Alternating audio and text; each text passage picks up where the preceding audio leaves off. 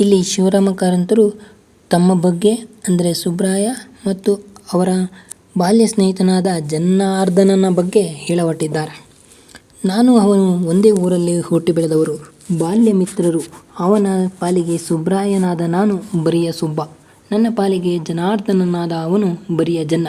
ನಮ್ಮ ಊರಿನಲ್ಲಿ ಪ್ರಾಥಮಿಕ ಶಾಲೆ ಮುಗಿಸಿ ಅನಂತರ ಪರ ಊರುಗಳಲ್ಲಿ ಹೈಸ್ಕೂಲ್ ಕಾಲೇಜುಗಳನ್ನು ಜೊತೆಯಲ್ಲೇ ಓದಿ ಕಳೆದಿದ್ದೇವೆ.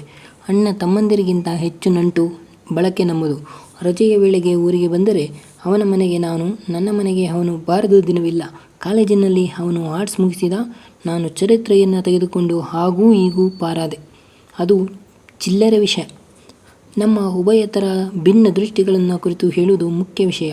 ಒಂದು ಸಾರಿ ಅವನು ನನಗೆ ಒಂದು ಕಾದಂಬರಿಯನ್ನು ತಂದುಕೊಟ್ಟ. ಹೆಸರು ಗೊತ್ತೇ? ಕೊಕ್ಕೆ ಕಣ್ಣು. ಕಥೆಯ ನಾಯಕಿ ಬಹಳ ಚೆಲುವೆ, ಇನ್ನಿಲ್ಲದಂಥ ಚೆಲುವೆ. ಅವಳ ಕಣ್ಣಿನ ಕೊಕ್ಕೆಗೆ ಇನ್ನೊಬ್ಬ ಚೆಲುವ, ಬರಿಯ ಚೆಲುವ ಮಾತ್ರವಲ್ಲ, ಶ್ರೀಮಂತ ಸದ್ಗುಣಿಯಾದ ಚೆಲುವ ಸಿಕ್ಕಿಬೀಳುತ್ತಾನೆ.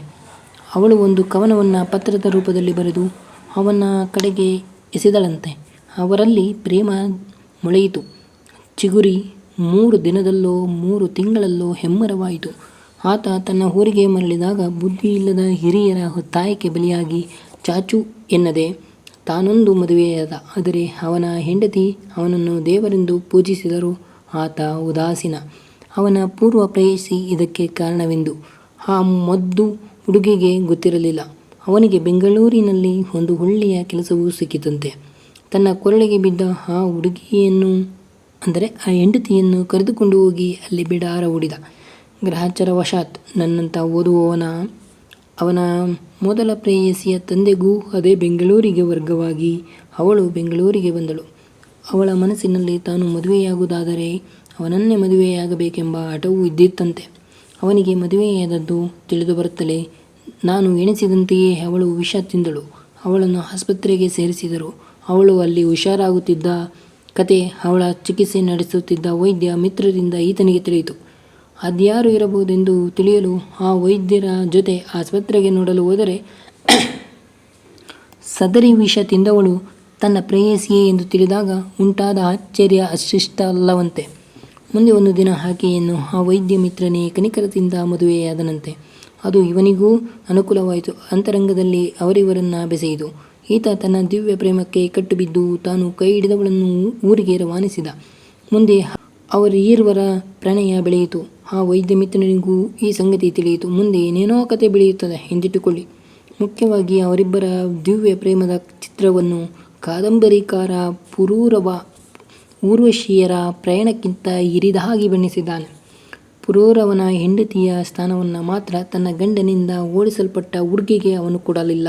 ಅಲ್ಲದೆ ಅವಳು ಬಹಳ ಕುರೂಪಿ, ಹಠಮಾರಿ ಎಂಬಿತ್ಯಾದಿ ದೋಷಗಳನ್ನು ಸಹ ಅವಳ ಮೇಲೆ ಸಾಕಷ್ಟು ಹೊರಿಸಿದ್ದಾನೆ. ನನಗೆ ಈ ಕಾದಂಬರಿಯನ್ನು ಅರ್ಧದಷ್ಟು ಓದಲು ಸಹನೆಯಾಗಲಿಲ್ಲ. ಉಳಿದ ಭಾಗವನ್ನು ನನ್ನ ಮಿತ್ರ ಜನಾರ್ದನ ಬಣ್ಣಿಸಿದ್ದರಿಂದ ಪೂರ್ಣ ಓದದೆ ನಷ್ಟವಾಗಲಿಲ್ಲ ಎನಿಸಿತು. ಆಗ ಹೇಗಿದೆ ಕತೆ? ಅದ್ಭುತವಾಗಿದೆ. ಕಥಾನಾಯಕಿ ಇರಬೇಕು ಹೀಗೆ ಎಂದಾಗ ನಾನು ತಾಳ್ಮೆಗೆಟ್ಟು ಸುಮ್ಮನಿರಯ್ಯ ಎಂದೆ. ಯಾಕೆ? ಲೊಟ್ಟೆ ಲಸ್ಕು. ಜೀವಂತ ಪಾತ್ರಗಳು ಎಂದೆಂದು ನಿನ್ನ ಈ ಕಾದಂಬರಿಕಾರ ಹೇಳಿದ ಹಾಗೆ ಕುಣಿಯಲಾರವು. ಅವಕ್ಕೆ ಸ್ವಂತ ಬುದ್ಧಿ ಇದ್ದ ಹಾಗೆಯೇ ನನಗೆ ಕಾಣಿಸುವುದಿಲ್ಲ. ಇದೆಲ್ಲ ಆಗಿ ಹೋಗುವ ಸಂದರ್ಭಗಳಲ್ಲ ಎಂದೆ. ಆಗಲಾರದು ಎನ್ನುತ್ತೀಯಾ? ಅವು ಎಲ್ಲೆಲ್ಲೋ ನಡೆಯುವ ಕಥೆಗಳೇ. ಗಂಡು ಹೆಣ್ಣು ಅಂದರೆ ಹಾಗೆಯೇ. ಗಂಡು ಹೆಣ್ಣುಗಳು ಬಹಳ ಸಮೀಪ ಎಂಬುದು ನಿಜವೇ. ಏನೇನೂ ಆಗಬಹುದು. ಆದರೆ ನಿನ್ನ ಕಾದಂಬರಿಕಾರ ಬಣ್ಣಿಸಿದ ಗಂಡು ಹೆಣ್ಣುಗಳ ರೀತಿ ವ್ಯವಹಾರ ಮಾತ್ರ ಏನೇನೂ ಸಹಜವಾಗಿ ಕಾಣಿಸುವುದಿಲ್ಲ. ಆಗಲಿ ಬಿಟ್ಟುಬಿಡು. ನಮ್ಮೊಳಗಿನ ಅಭಿಪ್ರಾಯ ಭೇದ ಅಂತ ಇಟ್ಟುಕೊಳ್ಳೋಣ. ನಾವು ಯಾಕೆ ಜಗಳಾಡಬೇಕು ಎಂದು ತರ್ಕಕ್ಕೆ ಹೋಗದೆ ಅಲ್ಲೇ ಬಿಟ್ಟ. ಅಲ್ಲಿಂದ ಮುಂದೆ ಮಾತ್ರ ಆತ ನನಗೆ ಹಾಗೆಲ್ಲ ಓದುವುದಕ್ಕೆ ಪುಸ್ತಕ ತಂದುಕೊಡುವ ತಾಪತ್ರಯ ವಹಿಸಲಿಲ್ಲ. ಅವನ ಮನಸ್ಸಿನಲ್ಲಿ ನಾನು ಜೀವನದ ಲಲಿತ ವಿಲಾಸಗಳನ್ನು ಹರಿಯಲಾರದವನು. ಚರಿತ್ರೆಯನ್ನು ಓದಿ ಓದಿ ಬೇಕಷ್ಟು ಅರಸರ ಹುಟ್ಟು ಸಾವುಗಳ ತಾರೀಕು ದಿನಗಳಷ್ಟೇ ಹೇಳಬಲ್ಲವ. ಶಹಜಾನನ ಗೋರಿ ಕಟ್ಟಿದ ತಾರೀಕು ಹೇಳಬಲ್ಲವನಾದರೂ ಮಮ್ತಾಜ್ ಶಹಜಾನರ ರೊಮ್ಯಾನ್ಸ್ ಅರ್ಥವೇ ಆಗದ ದಪ್ಪ ತಲೆಯವನು ಎಂಬ ಅಭಿಪ್ರಾಯ ಪ್ರಕಟಿಸಿದ. ನಾನು ಅದನ್ನು ಒಪ್ಪಿ ಸುಮ್ಮನಾದೆ. ಈಗಲೂ ಆ ಮಿತ್ರ ನನ್ನ ಪಾಲಿಗೆ ಸ್ನೇಹಿತನಾಗಿಯೇ ಇದ್ದಾನೆ. ಎಳೆತನದಿಂದಲೂ ಬೆಳೆದು ಬಂದ ಸ್ನೇಹವನ್ನು ಮರೆಯುತ್ತೇವೆಯೇ? ಅವನು ಹೇಳಿದ್ದನ್ನೆಲ್ಲ ನಾನು ಕೇಳುತ್ತಿರುತ್ತೇನೆ, ಆದರೆ ವಾದಿಸಲು ಹೋಗುವುದಿಲ್ಲ. ಯಾರ ಸಲುವಾಗಿ ಹಾಗೆ ವಾದಿಸಬೇಕು?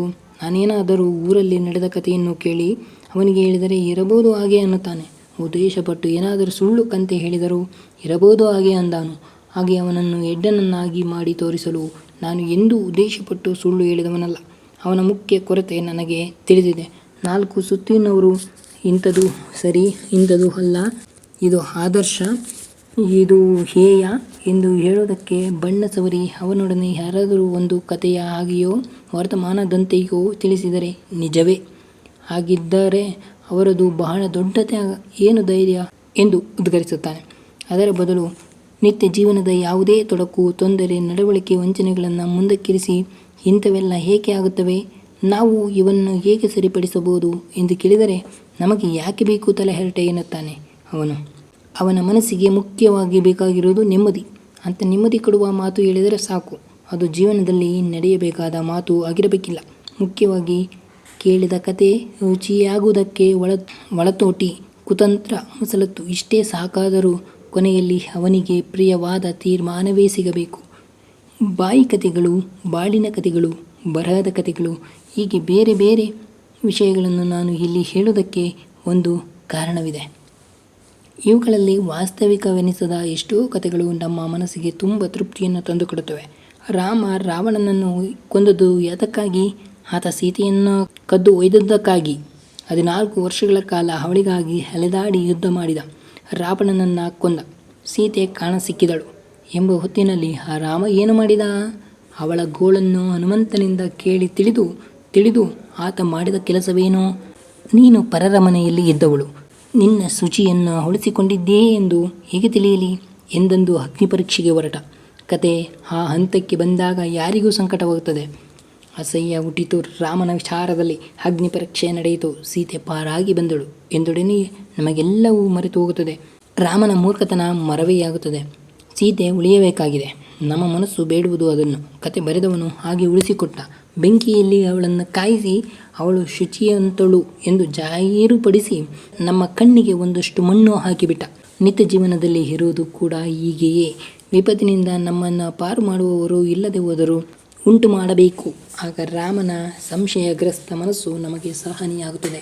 ಅದರ ಬದಲು ನಾಗಿ ತನ್ನ 2 ಮಕ್ಕಳೊಡನೆ ಅನಾಥಳಾದಾಗ ಅವಳ ಮೇಲೆ ಕನಿಕರಪಟ್ಟು ಗಂಡ ಅವಳನ್ನು ಕರೆಯಲು ಹೋದ ಎಂದರೆ ಅವನ ಹೆಣ್ಮರುಳುತನಕ್ಕಾಗಿ ನಾವು ನಗುತ್ತೇವೆ. ನನ್ನ ದೂರದ ಆ ಮಾವನ ಹೆಣ್ಮರುಳುತನಕ್ಕಾಗಿ ಯಾರೇನು ಮಾಡಿದರೂ ಹೊಸ ಹೂವು ಸಿಗುತ್ತಲೇ ಬಾಡಿದ ಹೂವನ್ನು ಬಿಸುಟ. ಅವನ ವಿಚಾರದಲ್ಲಿ ಯಾರೂ ಏನನ್ನೂ ಅಂದಿರಲಾರರು. ಇಷ್ಟೆಲ್ಲವನ್ನ ಹೇಳಿದ ಬಳಿಕವೂ ಒಂದಿಷ್ಟಾದರೂ ನನ್ನ ಕಥೆಯ ಹಂಬಲ ಎಂಥದು ಎಂಬುದು ನಿಮಗೆ ತಿಳಿಯುತ್ತದೆಯೋ ಇಲ್ಲವೋ? ನನಗೆ ವಾಸ್ತವಿಕ ಜೀವನ ಅವಾಸ್ತವಿಕವಾಗಿ ಕಾಣಿಸುತ್ತದೆ. ಅವಾಸ್ತವಿಕತೆ ವಾಸ್ತವಿಕವಾಗಿಯೂ ಕಾಣಿಸುತ್ತದೆ. ಇವೆರಡರ ಒಳಗಣ ಮೇರೆ ಅಂತರ ಬಹಳ ಕಡಿಮೆ ಎನಿಸುತ್ತದೆ. ಸತ್ಯ ಅಸತ್ಯಗಳ ಮೇರೆ ಎಷ್ಟೇ ಕಡಿಮೆ ಅಂತರ ಅವುಗಳಲ್ಲಿ. ಒಂದು ಇನ್ನೊಂದರ ಹಾಗೆ ಇರುತ್ತದೆ, ಒಂದು ಇನ್ನೊಂದಕ್ಕೆ ಸಮೀಪವಾಗಿರುತ್ತದೆ.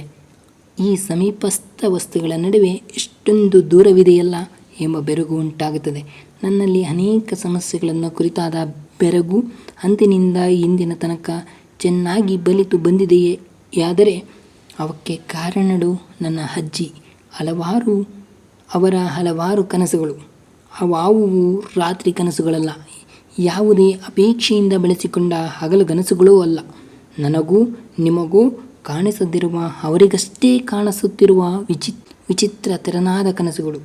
ಆ ಕನಸುಗಳನ್ನು ನಿಮ್ಮೊಡನೆ ಹಂಚಿ ಉಣ್ಣುವ ಮೊದಲು ನನಗೆ ಅಪೂರ್ಣವಾಗಿ ತಿಳಿದ ನಮ್ಮ ಅಜ್ಜಿಯ ಪೂರ್ವಕತೆಯನ್ನು ಹೇಳಲು ಪ್ರಯತ್ನಿಸುತ್ತೇನೆ. ಈ ತನಕ ನಾನು ಹೇಳಿದ ವಿಚಾರಗಳೆಲ್ಲವೂ ನಡೆದು ಹಿಂದಿಗೆ ಸುಮಾರು 15 ವರ್ಷಗಳಾದರೂ ಸಂದಿರಬಹುದು. ಇನ್ನು ಮುಂದಿನವೂ ಹಾಗಲ್ಲ ಎಂದು ಶಿವರಾಮ ಕಾರಂತರು ತಮ್ಮ ಮುಂದಿನ ಭಾಗದಲ್ಲಿ ಅಜ್ಜಿಯ ಕಥೆಯನ್ನು, ಅಂದರೆ ಅವರ ಅಜ್ಜಿಯ ಕಥೆಯನ್ನು ಹೇಳಲು ಆರಂಭಿಸುತ್ತಾರೆ.